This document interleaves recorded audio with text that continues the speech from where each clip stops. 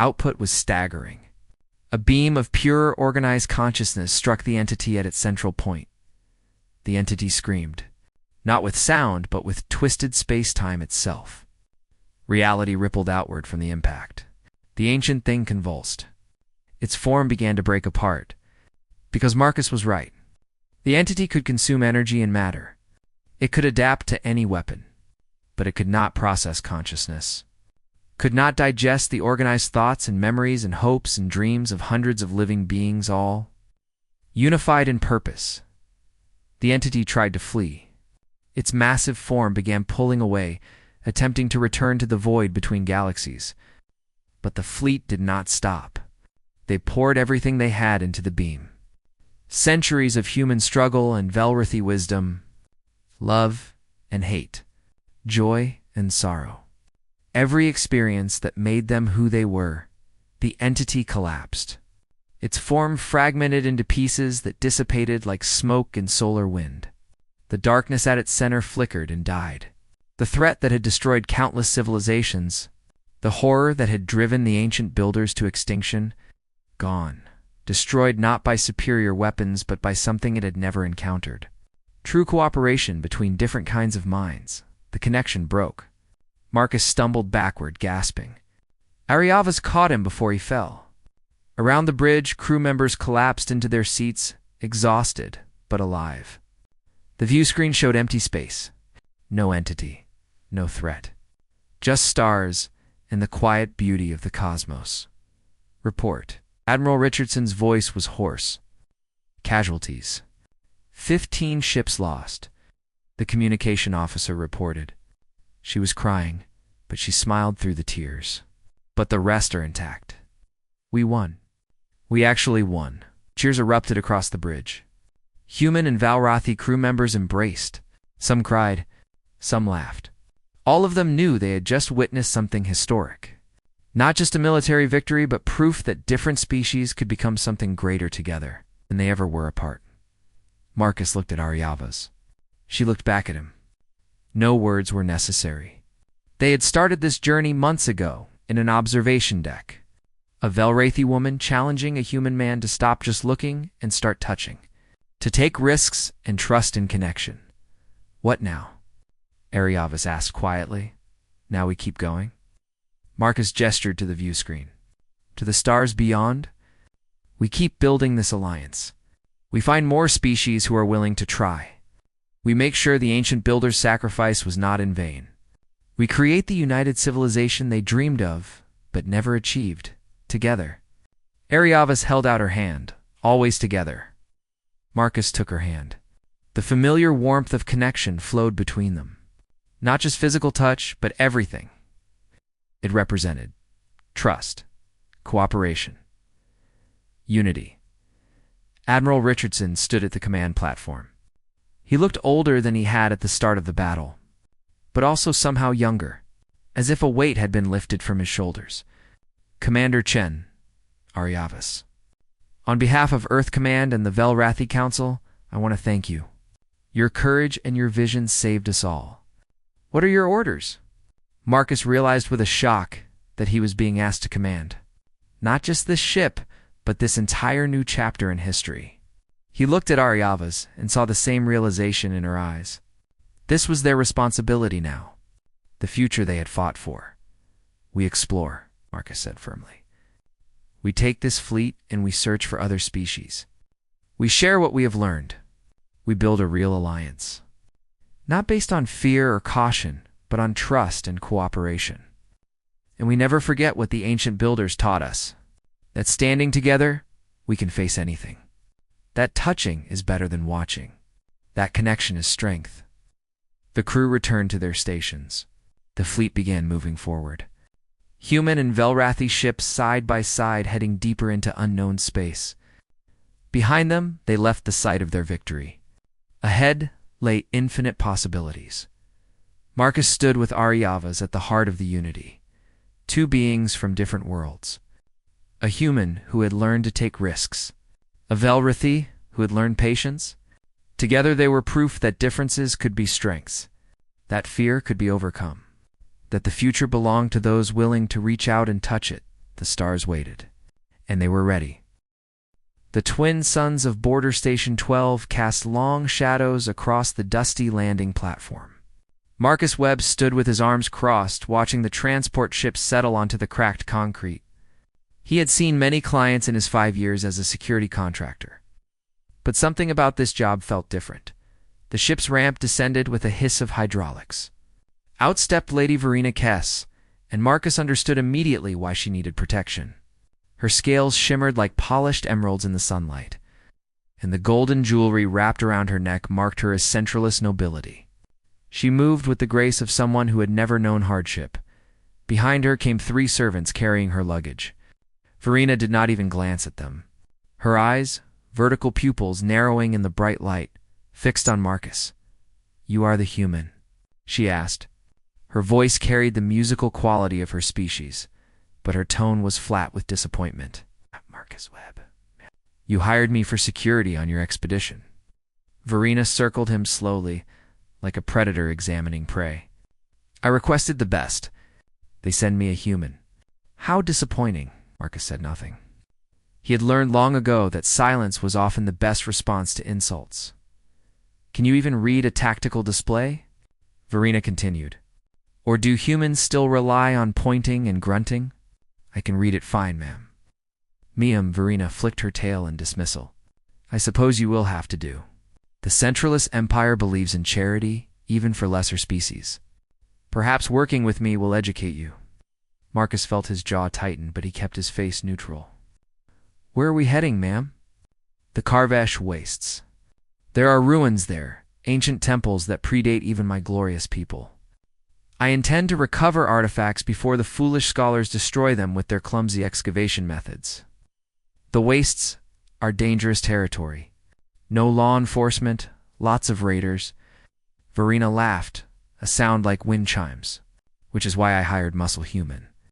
Your kind are good at violence, I am told. Civilized beings prefer to avoid such crude necessities." Over the next 2 days, Marcus learned that Verena's contempt was not limited to him. She mocked everything about humans: their short lifespans, their emotional attachments, their traditions. But most of all, she mocked their concept of loyalty. "Primitive thinking," she declared one evening, as their transport cruised through the void between systems. The ship was small, but luxurious, fitted with centralist technology that made human vessels look like tin cans. "You humans cling to abstract concepts like honor and loyalty as if they matter. In a civilized society, we understand that rational self-interest is the only honest motivation." Marcus was checking weapon systems in the armory. "Maybe we just believe some things are worth more than profit." Verena appeared in the doorway, her elegant frame backlit by the corridor lights. "Worth more? How quaint. Tell me, human, what happens when your loyalty is given to someone unworthy? Do you simply waste your life on a fool's errand?" "I honor my contracts. That's all that matters. Contracts." Verena tasted the word like something bitter. A contract is a transaction. You provide security, I provide payment. There is no loyalty involved, only mutual benefit. When that benefit ends, so does the arrangement, not how I see it. Which is why humans will always be lesser beings.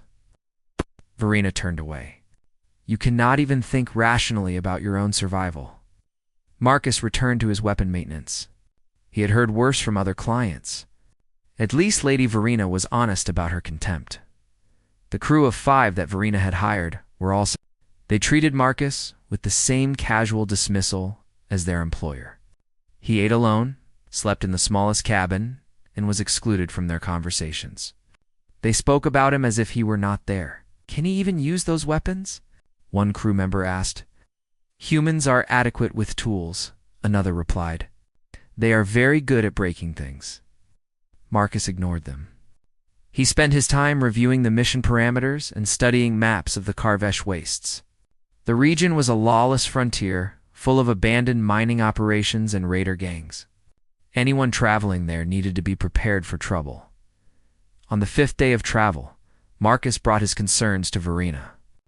She was in her luxurious cabin, reviewing holographic displays of the ancient ruins they would explore. "Ma'am, I need to discuss security protocols." Verena did not look up. "Must you bother me with details?" "The Wastes have at least 3 major raider factions. If they know a centralist noble is traveling there, you will become a target for ransom or worse. I am aware of the risks, human. Why else would I hire you? One person cannot provide adequate security against organized raiders.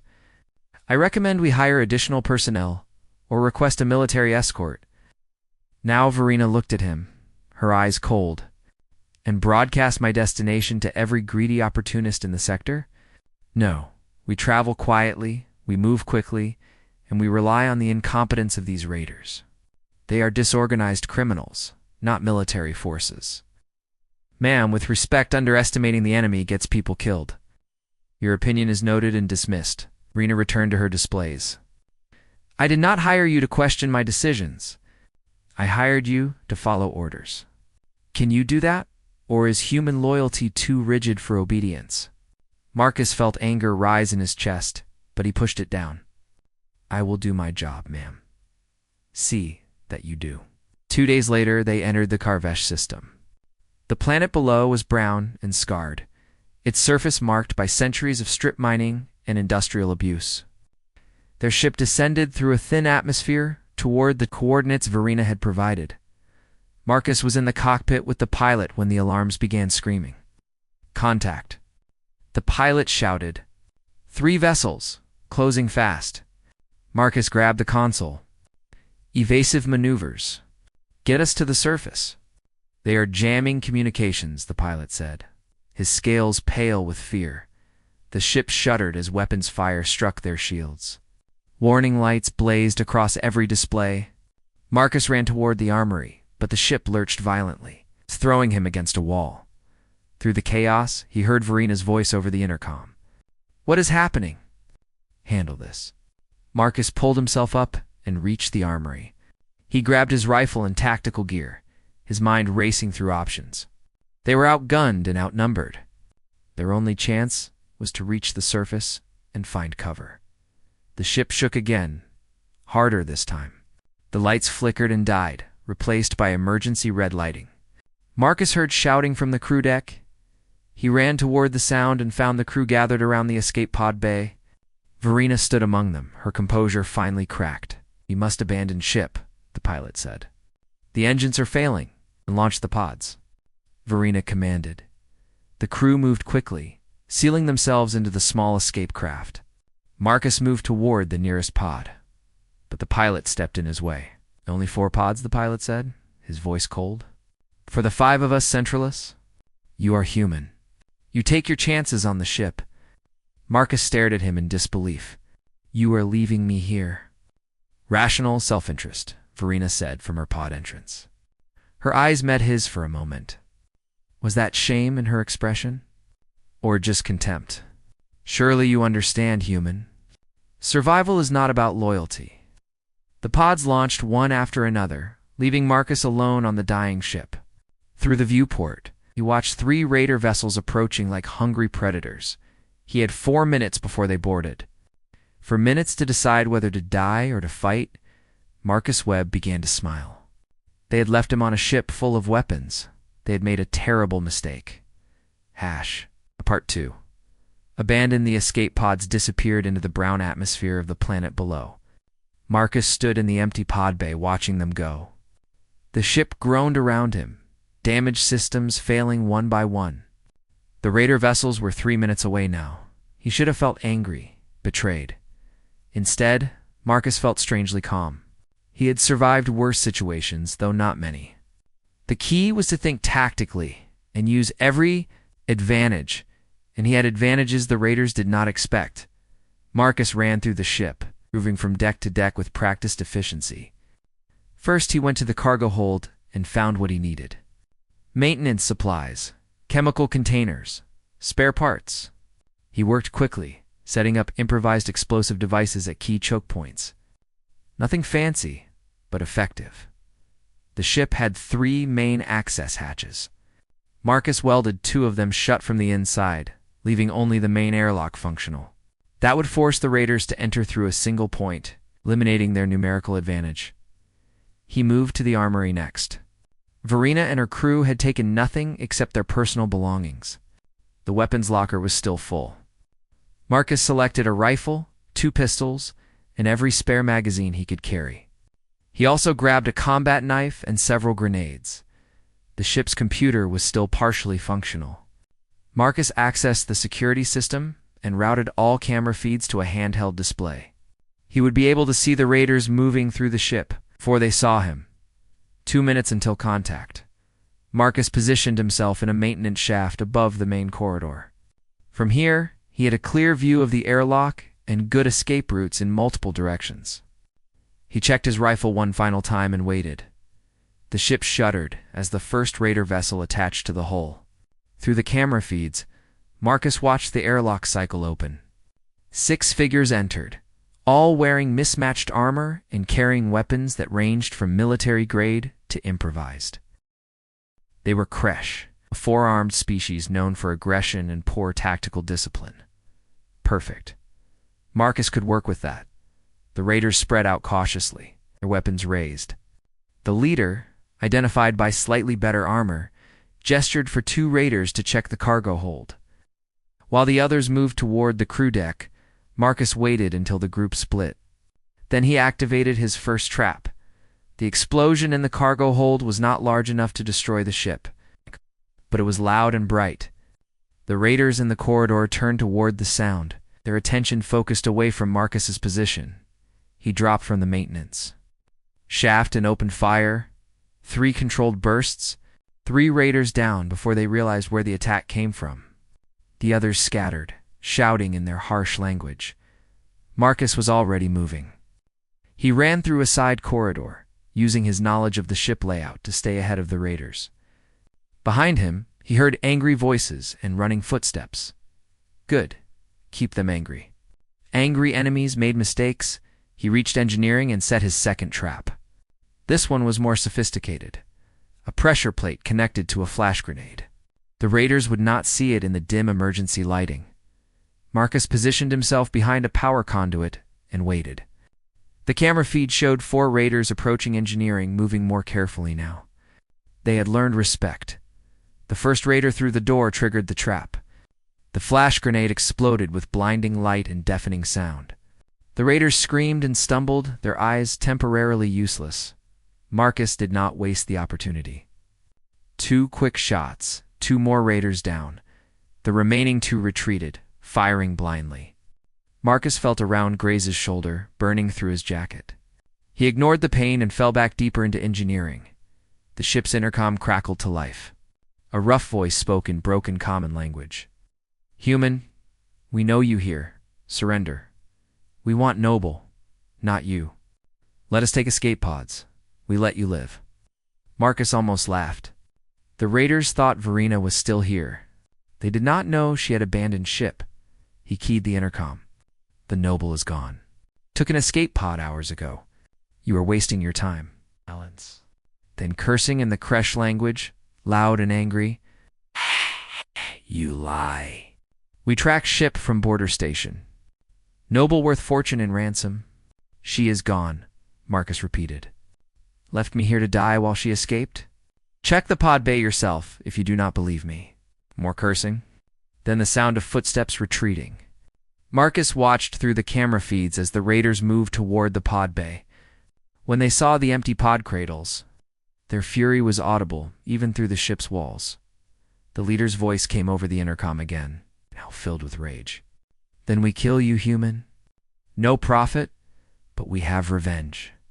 Marcus had bought himself some time, but not much. The raiders now had nothing to lose.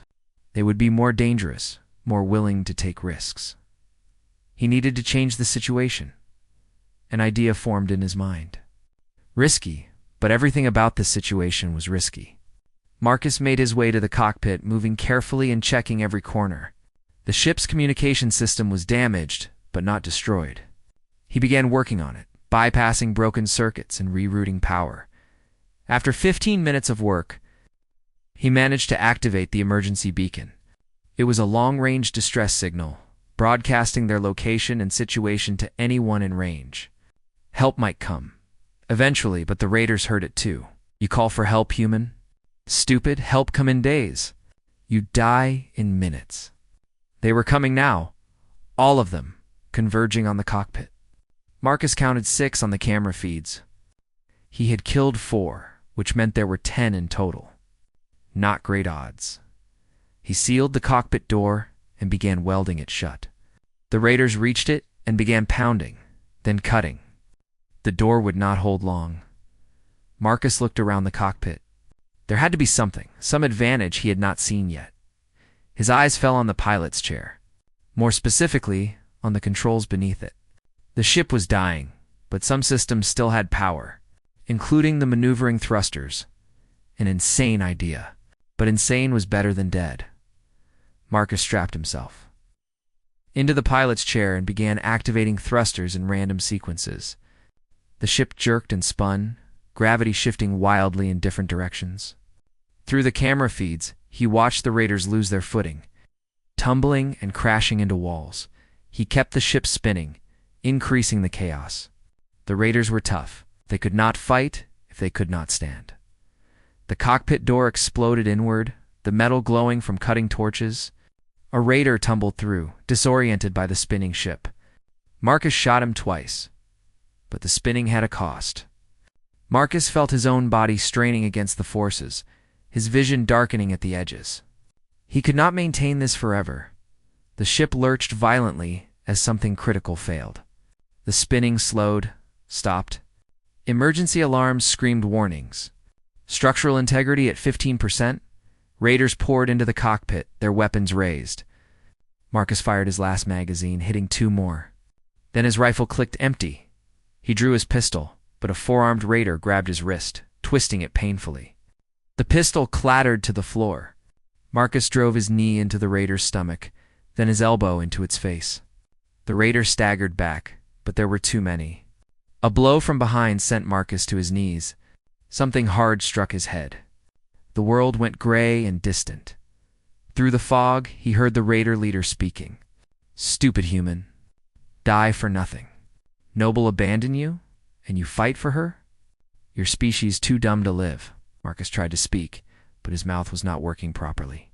Blood ran down his face. He could feel himself fading. The raider raised a weapon, pointing it at Marcus's head. Any last words, human? Marcus managed to smile, blood on his teeth. He had activated the beacon. He had done everything he could. If there was any justice in the universe, help would come. But probably not in time for him. I gave my word, he whispered. The raider laughed. Your word. To who? She left you. Doesn't matter, Marcus said. A contract is a contract. The raider shook his head in disgust and aimed the weapon. Before he could fire, the ship's intercom crackled with a new voice. A familiar musical voice that Marcus never expected to hear again. Raiders, this is Lady Verena Kess of the Centralist Empire. Release the human. I am returning to negotiate my surrender. The raiders froze, looking at each other in confusion. The leader grabbed the intercom. You come back? Why? A pause. Then Verena's voice, quieter now. Because a lesser being just taught me what honor means. I will not abandon him a second time. Marcus's vision was fading completely now, but he smiled. Maybe humans were not the only ones capable of learning. Part 3. The breaking point, Marcus woke to the sound of arguing. His head felt like it had been split open, and every breath sent pain through his ribs. He tried to move, and discovered his hands were bound behind his back. Through blurred vision, saw Lady Verena Kess standing in what remained of the cockpit. She was arguing with the raider leader, her posture rigid with the arrogance he remembered. But something was different. Her jewelry was gone. Her fine clothes were dirty and torn. The ransom will be paid, Verena was saying, but only if both of us are alive and unharmed. Those are the terms. The raider leader, a massive Kresh with scarred armor, laughed. You think you make terms? We have you. We have ship. We have everything. You have a dying ship in the middle of nowhere, Verena countered. My family knows where I am. They are already assembling payment. But if I am harmed, they will send warships instead of credits. The Centralist Empire does not negotiate with those who disrespect nobility. It was a bluff. Marcus could tell by the slight tremor in her voice.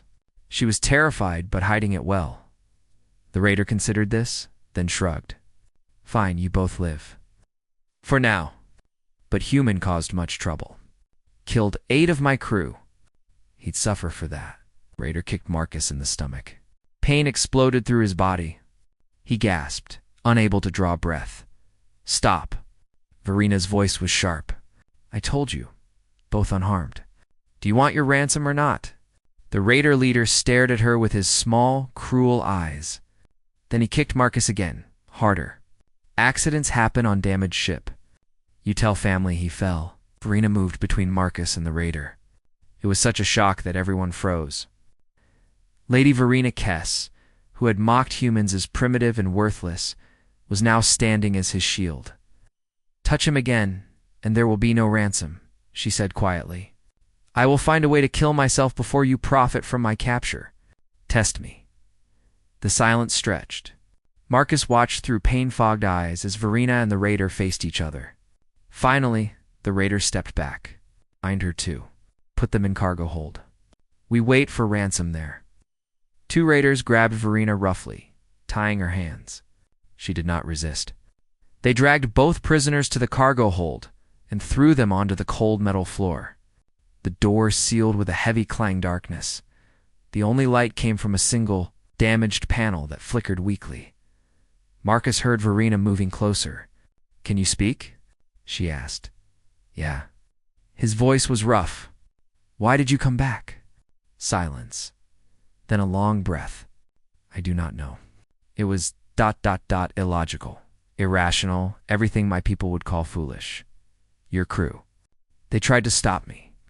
I took one of the escape pods and launched before they could prevent it. I told the raiders I was returning for negotiations, then begged them to spare you. Her voice was bitter. Begged, like a common servant. Marcus managed to sit up, his back against a crate. Every movement brought fresh pain. You should have stayed away. Now you are caught too. I know. Verina shifted, trying to find a comfortable position with her hands bound. But I watched you fight through the security cameras before the systems died. You could have escaped. There was time before the raiders boarded. You could have taken the shuttle in the auxiliary bay and fled. I gave my word. Your word? To me? Verina laughed, sharp and painful. I treated you like waste. I mocked your values. I took your money and gave you nothing but contempt. And still you stayed. A contract is a contract. Stop saying that. Verina's voice cracked. Stop being so ... human. She was quiet for a long moment. I need to set your arm. It is broken. Marcus looked down and realized she was right. His left arm hung at a wrong angle. The pain had been so general that he had not noticed the specific injury. Can't do much with bound hands, he said. Verina scooted closer. In the dim light, he could barely see her face. Turn around. Back to back. I will try to untie your bonds. It took 15 minutes of awkward fumbling, but finally, Marcus's hands were free. He immediately went to work on Verina's ropes. His fingers were clumsy and swollen, but eventually the knots came loose. Now hold still, Verina said. Her hands explored his broken arm gently. This will hurt. It already hurts. It will hurt more. She was right. When she set the bone, Marcus bit down on his jacket to keep from screaming. Verina tore strips from her expensive clothing to make a splint, binding his arm tightly. There, she said quietly. It is crude, but it should hold. Marcus breathed hard, waiting for the pain to become manageable. Where did you learn field medicine? I did not.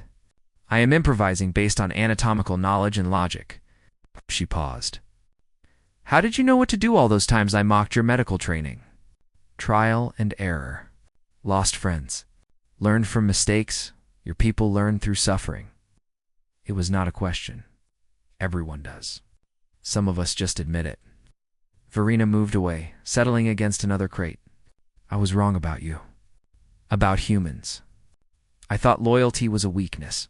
a failure to think rationally. But I see now that I had it backwards. How do you mean? My crew abandoned me at the first sign of danger. It was rational, self-interested. They saved themselves. But you stayed, and by staying, you gave me a chance to survive. Your irrational loyalty created more value than their rational cowardice. She laughed softly. The mathematics of it are fascinating. Honor as a strategic advantage. It is not about strategy. Then what? Marcus considered his words carefully. It is about being able to look at yourself and not feel ashamed. It is about knowing that when things get hard, you did not run. You stood. Even if you lose, even if you die, you stood. But why? What is the point of standing if you die? Because someone has to. If everyone runs, if everyone only thinks of themselves, then nothing matters. No trust, no society, no future. Just individuals grabbing what they can until there's nothing left. Verena was quiet for a long time. On my world, we have a saying, the nail that stands up gets hammered down. We are taught from birth to fit in, to follow rules, to not challenge the system. Individual honor is seen as arrogance, as refusing to accept one's place. Sounds lonely, it is. Her voice was very small now. I spent my whole life trying to be perfect, to never show weakness, to always maintain superiority. And in one moment of crisis, it all meant nothing. I ran. I left you to die. And I felt ... double quotes, what? Ashamed. The word came out like a confession. For the first time in my life, I felt truly ashamed. Not embarrassed about appearances or worried about reputation. Ashamed of who I was. Marcus heard something in her voice he had never heard before. Vulnerability. Real. Raw vulnerability. That is why you came back, he said. I could not live with that shame. Even if it meant dying, I had to come back. I had to try to be ... better. A noise at the door interrupted them. Both fell silent, pressing themselves back against the crates. The door opened, and 2 raiders entered, carrying containers of food and water.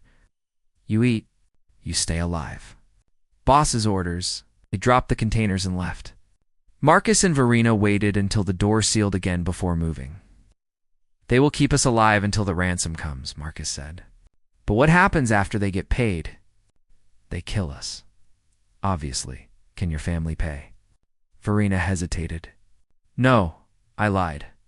My family would pay for me alone, perhaps, but they would never pay ransom for a human. And I... double quotes. She stopped. What if us are nothing? Marcus started laughing. It hurt his ribs, but he could not stop.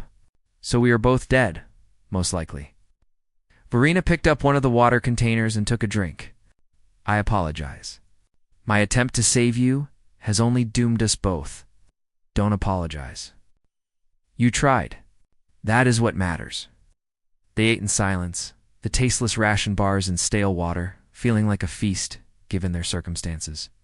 Marcus's mind was already working on escape plans, but none looked promising.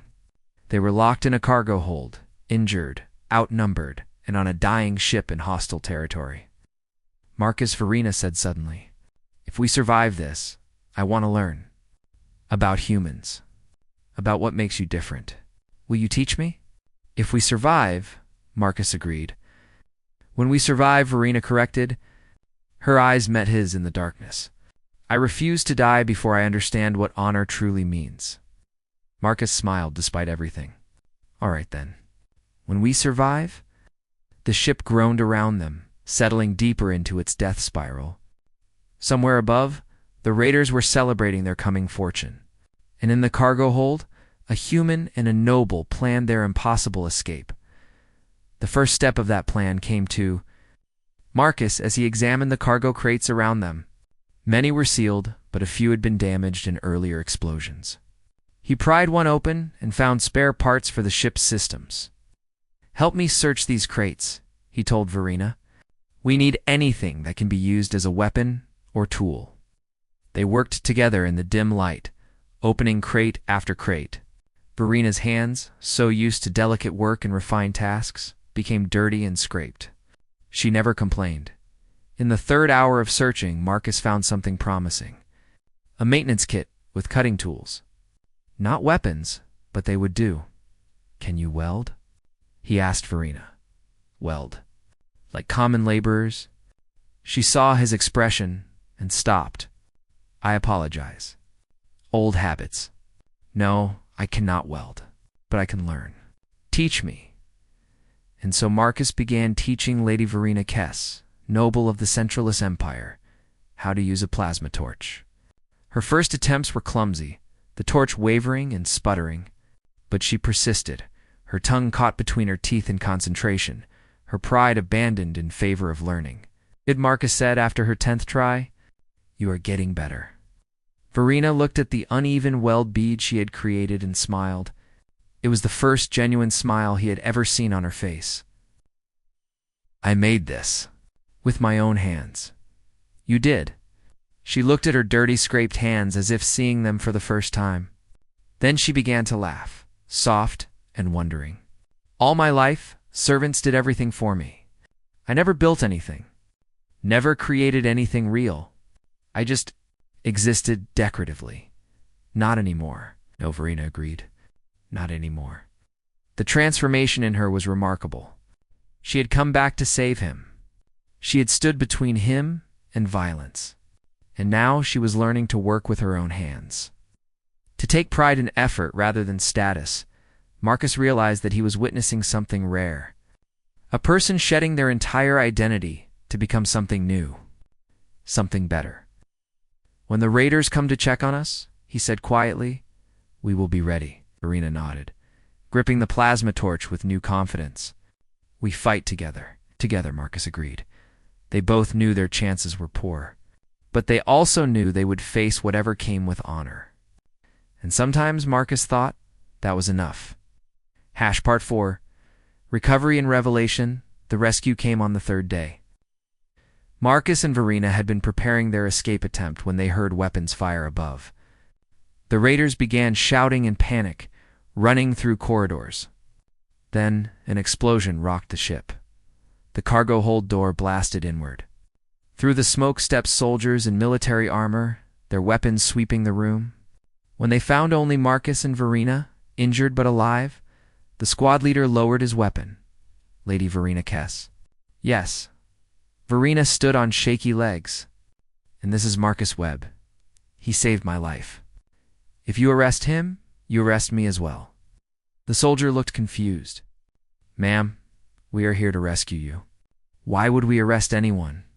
It took Marcus a moment to realize that Verena was protecting him from potential accusations. She thought the Centralist military might blame him for the disaster. The journey to the medical station was a blur. Marcus drifted in and out of consciousness, vaguely aware of Verena's voice, refusing to leave his side. At some point, doctors sedated him, and the world went away. When Marcus woke, he was in a hospital bed in a clean white room. Medical equipment beeped softly around him. His left arm was in a proper cast now, and the pain had faded to a dull ache. Whatever drugs they had given him were good. He turned his head and saw Verena asleep in a chair beside his bed. She wore a simple medical gown, her scales dull with exhaustion. One of her hands rested on the edge of his bed, as if she had been holding his hand and fallen asleep. A nurse entered, saw Marcus was awake, and smiled. "Good morning. How do you feel?" "Like I got beaten up by raiders." Accurate diagnosis. The nurse checked his displays. "You are very lucky. Broken arm, 3 cracked ribs, concussion, and multiple contusions. But you will heal completely." "How long was I out?" 2 days. Your companion refused to leave. We tried to make her rest in her own room, but she kept sneaking back." Marcus looked at Verena's sleeping form. She had stayed. Again, the nurse noticed his expression and smiled. "She cares about you very much. She threatened 3 doctors and a hospital administrator to make sure you got the best care. That sounds like her." When the nurse left, Marcus let himself doze. He woke some time later to find Verena awake and watching him. Her eyes were clearer now, more alert. "You are awake," she said. "Good. I was beginning to worry." "How long have you been sitting there? Does it matter?" You should be resting. Verena shook her head. I rest when I know you are safe. That is the rule now, Verena. Do not argue. You stayed for me, I stay for you. Simple. She stood and stretched, her movements stiff. Your doctors say you will make a full recovery. The centralist medical technology is quite good, even if I have learned not to brag about such things. Marcus noticed that her usual arrogance was gone. She spoke simply, without decoration or superiority. What happened to the raiders? He asked. All dead or captured? The military was quite efficient. Verena sat again, this time on the edge of his bed. I need to tell you something. About why the rescue came? Your emergency beacon? Yes. But there is more. After you activated it, I also sent a message from my escape pod before returning. I told my family exactly where we were and what was happening. I thought perhaps they would send help for both of us. Did they?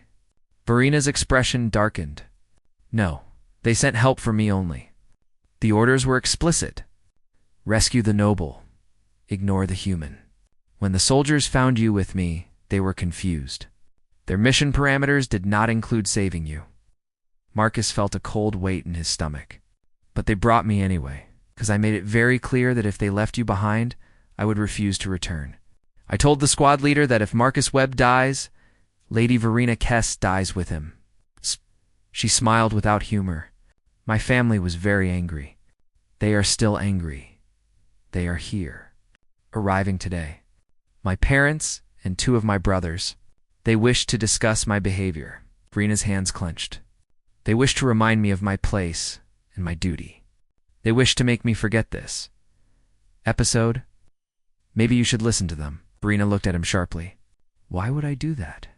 Because they are your family. Your people. I am just some human you hired for a job. You are the person who taught me what honor means. Verena stood and walked to the window. Outside, the medical station orbited a blue planet. I spent my entire life believing in the superiority of my culture. We centralists pride ourselves on rationality, on logic, on the supremacy of the intellect. We look at other species and see primitives playing with emotions and outdated values. She turned back to face him. But you showed me that all our sophistication is worthless. When the crisis came, my rational crew abandoned me. When I faced death, my logical training failed me. And a primitive human with his outdated values saved my life through sheer stubborn refusal to act sensibly. I know. Verena's voice was firm. You did far more than your job. Your contract was for security escort. It said nothing about fighting impossible odds. It said nothing about dying to honor a promise to someone who treated you terribly. You went beyond your obligation because you believe in something larger than yourself. Marcus did not know what to say. Verena continued, her words coming faster now. I have been thinking about this constantly, about why you did what you did. And I realized something. Human loyalty is not weakness or irrationality. It is a survival strategy that my people abandoned long ago. By being willing to die for others, you create bonds that make you stronger as a group. You build trust that allows cooperation in ways my individualistic people cannot match. We are not perfect, no species is. But you have something we lost. And I. She paused, struggling with words. I want to learn it. Not just understand it intellectually, but feel it. Be it. Does that make sense? It does. Before they could continue, the door opened. 3 centralists entered, all wearing fine robes that marked them as high nobility. They moved with the same arrogant grace Verena once had. The eldest, a male with dark green scales and cold eyes, spoke first. Verena, we need to speak. Privately. Verena did not move from Marcus's bedside. Anything you say to me can be said in front of Marcus. Do not be foolish, daughter. This matter concerns family business. Marcus is... Verena hesitated, then straightened. Marcus is my friend. He stays. The word hung in the air like a challenge. The eldest male's eyes narrowed. Friend? You claim friendship with a human? Have you lost your mind? No, father. I found it. Verena faced her family without flinching. I know why you are here. You want me to come home? Resume my old life? Forget everything that happened? But I cannot do that. You will do your duty. It's from a younger male, probably one of the brothers. The family has been embarrassed enough by this incident. You will return, accept an appropriate match, and restore our reputation. I refuse. Silence. Marcus watched as the three Centrella stared at Verena in shock. Apparently, she had never refused them before. The father recovered first. You refuse? You do not have that option. You are nobility. Your life is not your own. Then I renounce my title. More silence. This time, the shock on their faces was absolute. You... ... What?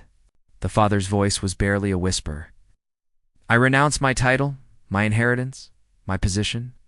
I will not return to a life where people are valued only for their status and species. I will not pretend that this experience did not change me.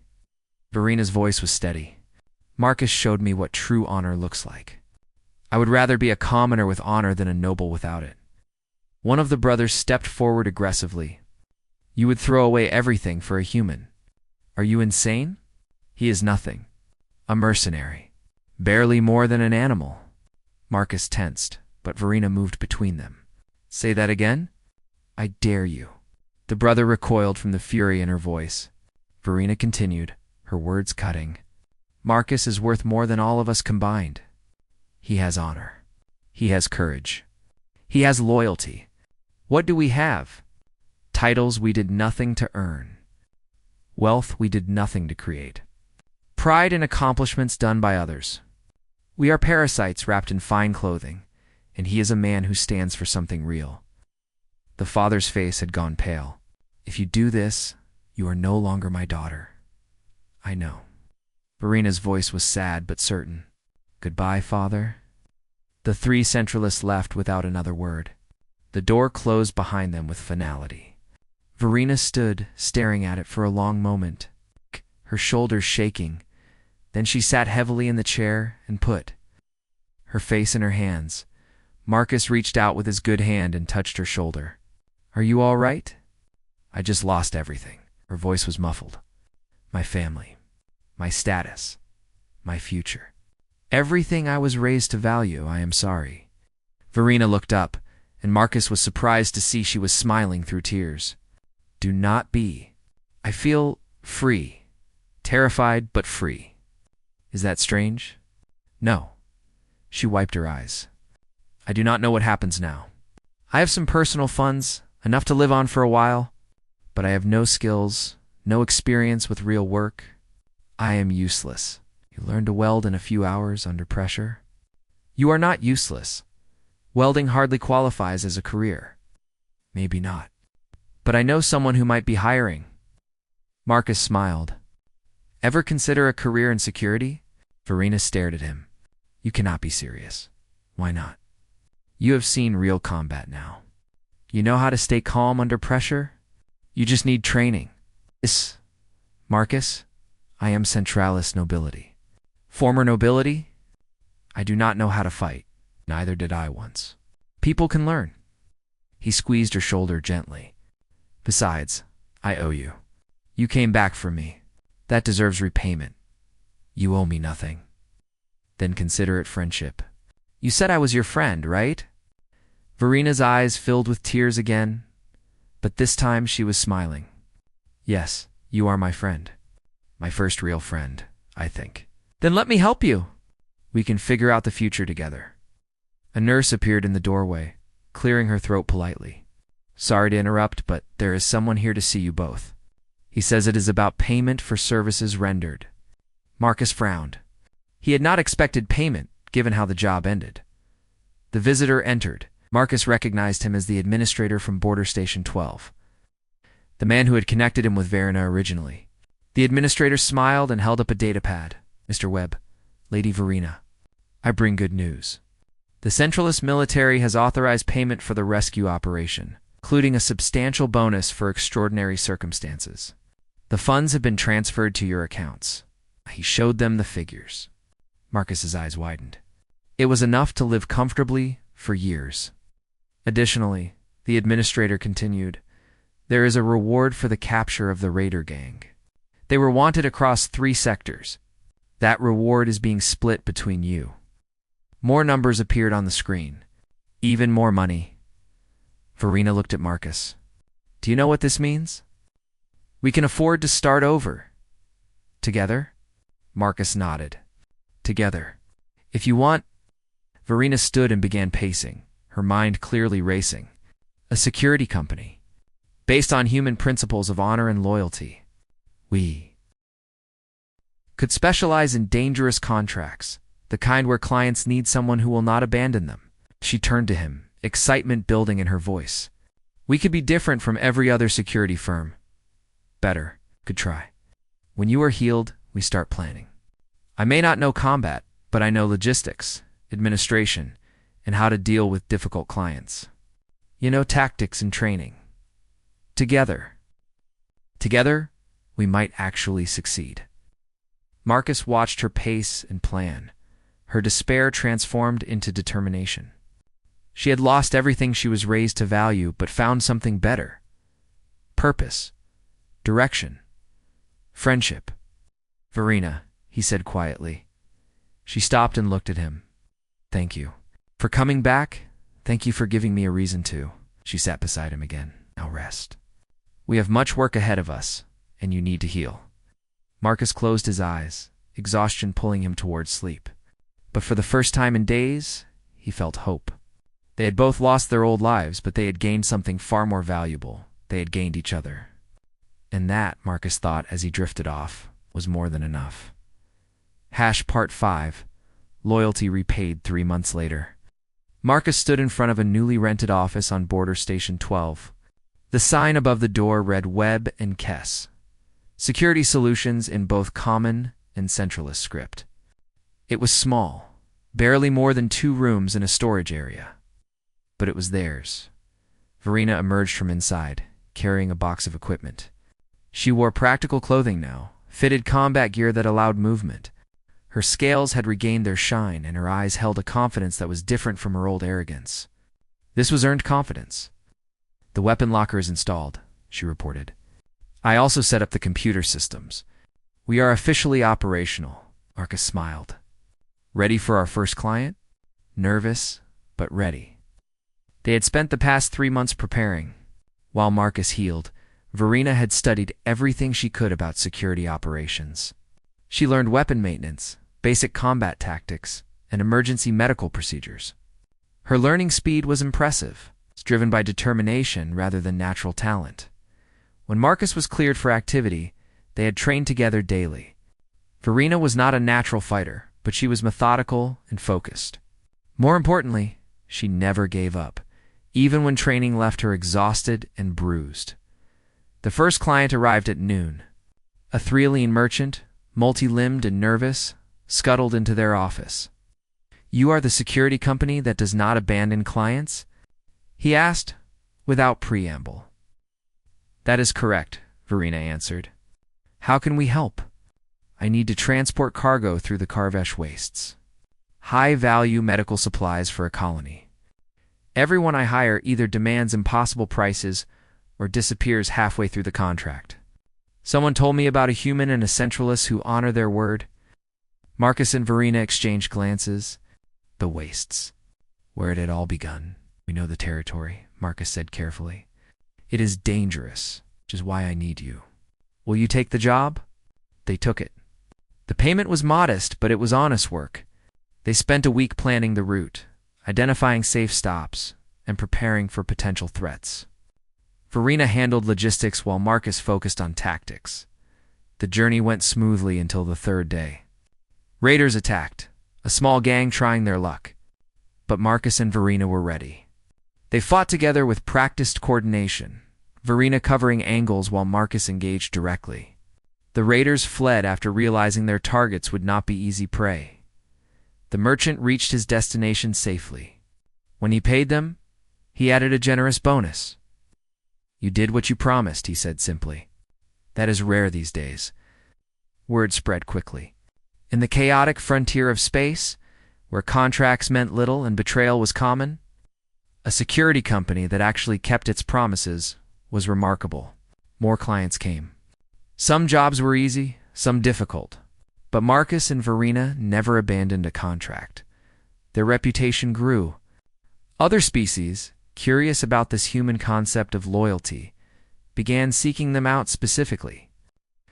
They wanted to experience firsthand what it meant to hire someone who would not run when things got dangerous.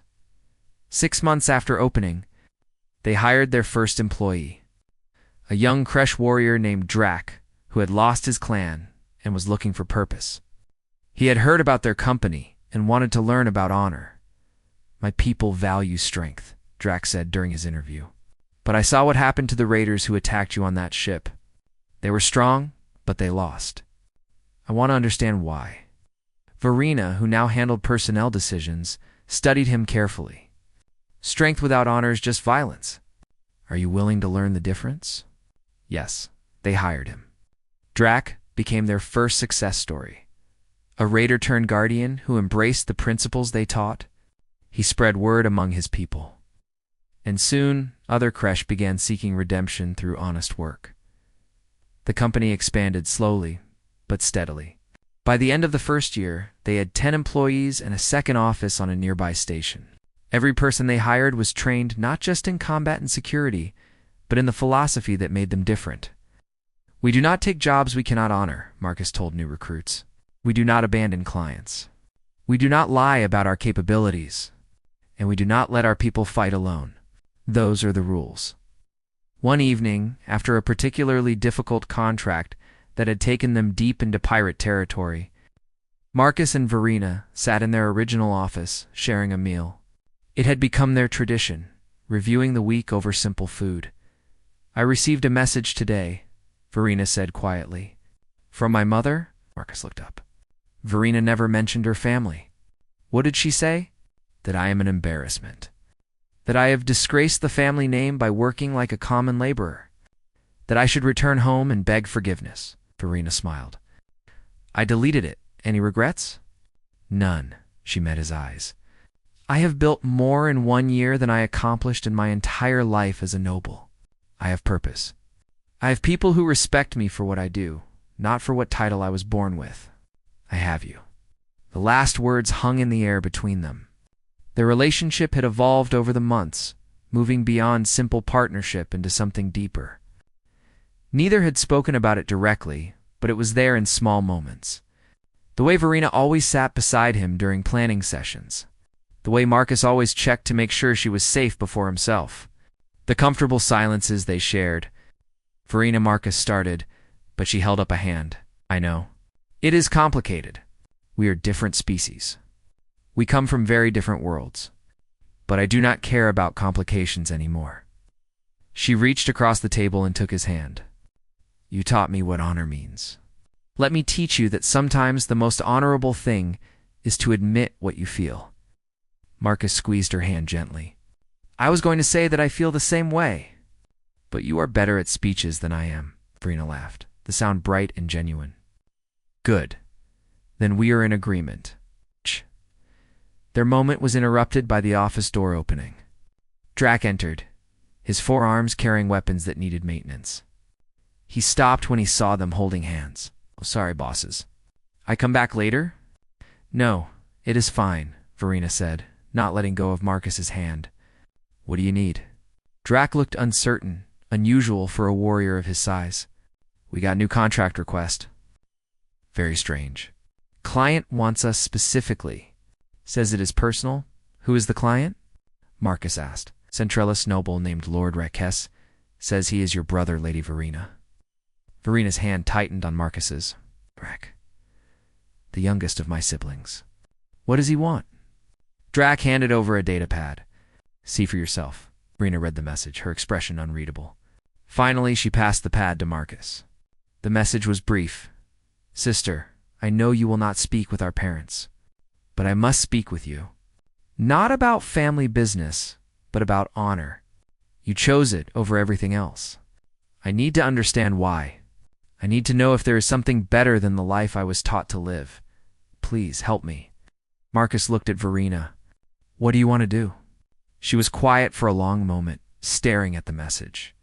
Then she looked up. Decision made. I will meet him. Not as his sister, but as a business owner. If he is sincere, if he truly wants to learn, then I will teach him what you taught me. And if he is not sincere, then he learns nothing, and we continue without him. But I have to try, Marcus. Someone gave me a chance when I did not deserve it. Maybe Rack deserves the same. They arranged the meeting for the following day. Rack arrived alone, wearing simple clothes instead of noble finery. He looked younger than Verena, his scales a lighter shade of green. When he saw his sister, his formal composure cracked. Verena, you look ... different. I am different. She gestured to a chair. Sit. Tell me why you are really here. Rack sat, his movements nervous. Father has arranged my marriage to a noble family I have never met. For political advantage I do not care about. I am expected to produce heirs, manage estates, and live exactly as he did. And I. He stopped, struggling with words. I do not want that life. So you come to me? The family disgrace? You chose freedom. Everyone talks about it as if it were madness. But when I heard what you did, how you walked away from everything to follow your own path, Rack met her eyes. I wanted to understand. Is it really better? Being free, but having nothing? Verena glanced at Marcus, then back to her brother. I do not have nothing. I have purpose.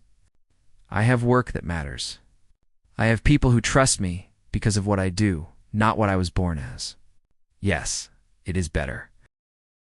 Infinitely better. Teach me. Teaching requires commitment. It requires work.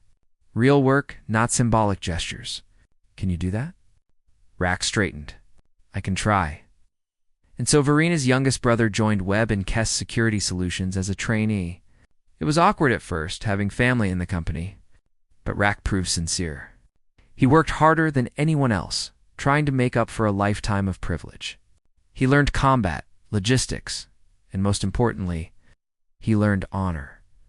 3 months after Rack joined, they received their most challenging contract yet.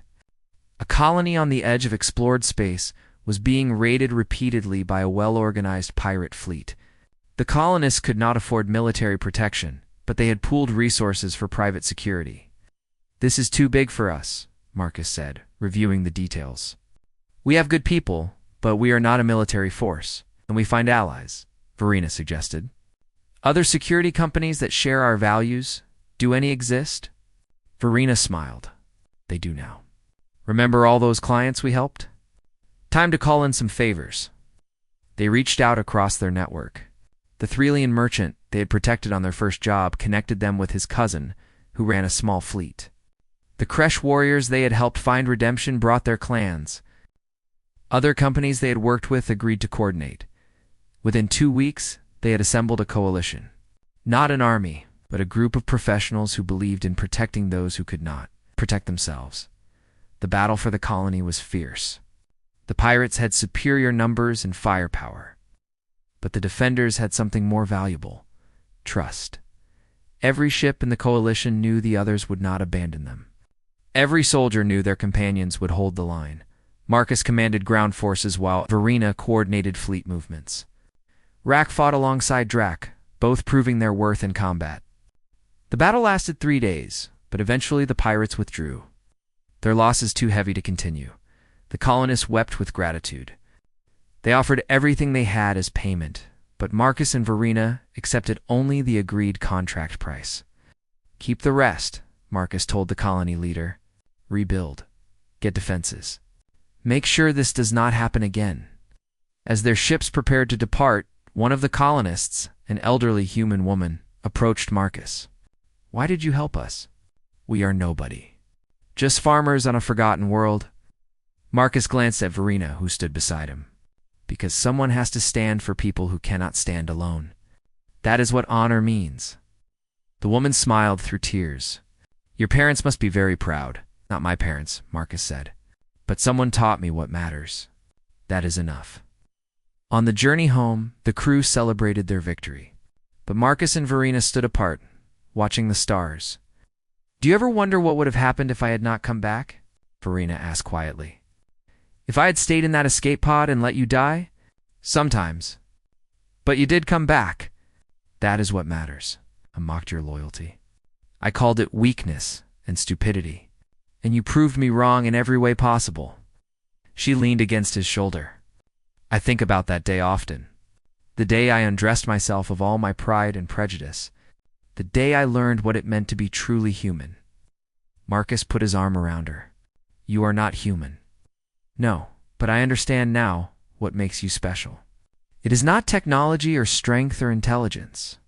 It is the willingness to be better than you have to be. To choose honor when logic says to be selfish. To stand when it would be easier to run." She looked up at him. "You gave me that gift. I will spend the rest of my life trying to be worthy of it. You already are." They stood together in comfortable silence. Two beings from different worlds who had found common ground in the most important thing: purpose, honor, loyalty. Behind them, their crew worked and laughed and planned for the future. A diverse group of species, all united by principles one human had taught them. In the vast, cynical galaxy where self-interest ruled and trust was rare, Webb and Kess security solutions was becoming something remarkable. Not because they were the strongest or the smartest or the cheapest, but because they kept their promises, and sometimes, in a universe that had forgotten the value of honor that was revolutionary, Verena squeezed Marcus's hand. "What happens next? We keep going. We help people. We train others. We prove that loyalty is not weakness.